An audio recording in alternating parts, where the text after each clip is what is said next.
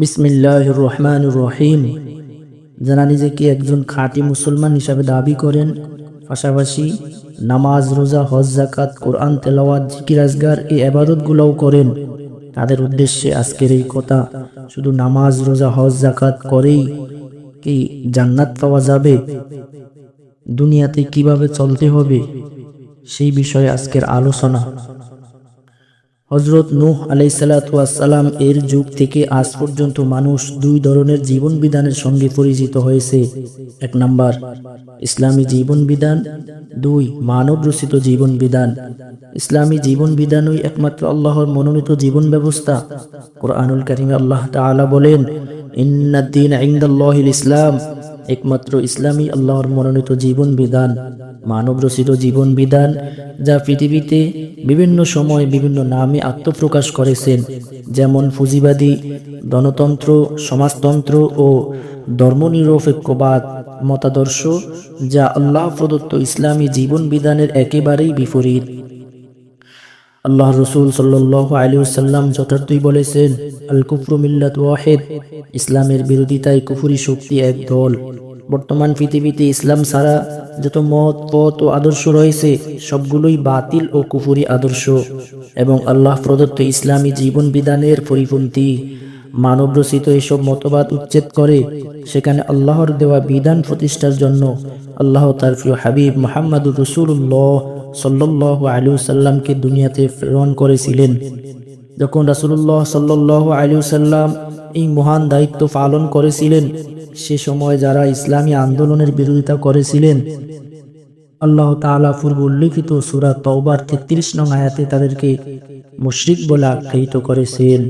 যেহেতু আল্লাহ তাআলা বলেছেন, আলা লাহুল খালকু ওয়াল আমর, শুনে রেখো সৃষ্টি তারই, হুকুম দেওয়ার মালিকও তিনি।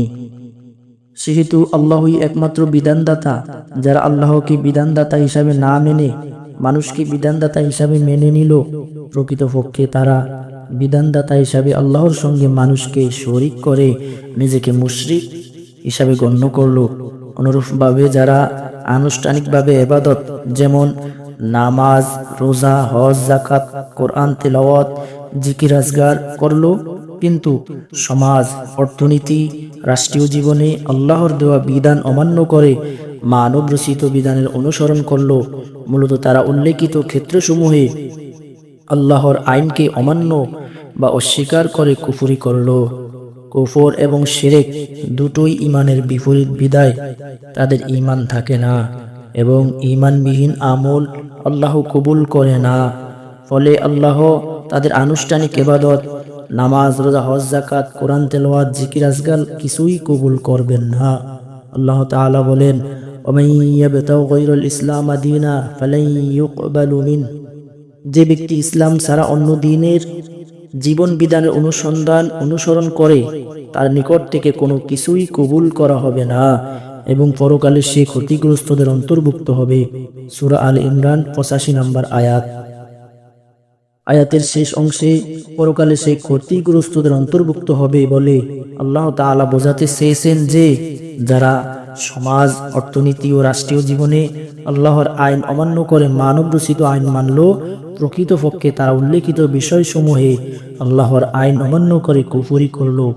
ফলে তার নামাজ, রোজা, হজ, যাকাত ইত্যাদি কিছুই ইবাদত সমূহ আল্লাহ কবুল করবে না। বিদায় পরকালে তারা ক্ষতিগ্রস্ত হয়ে জাহান্নামে যাবে। মানব রচিত জীবন বিধান কোনোটাই পূর্ণাঙ্গ নয়।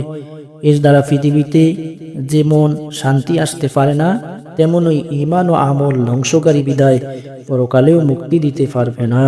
তাই আমাদের উচিত মানব রচিত বিধানসমূহ প্রত্যাখ্যান করে জীবনের সর্বক্ষেত্রে আল্লাহর আইন প্রতিষ্ঠার জন্য সর্বাত্মক চেষ্টা করা।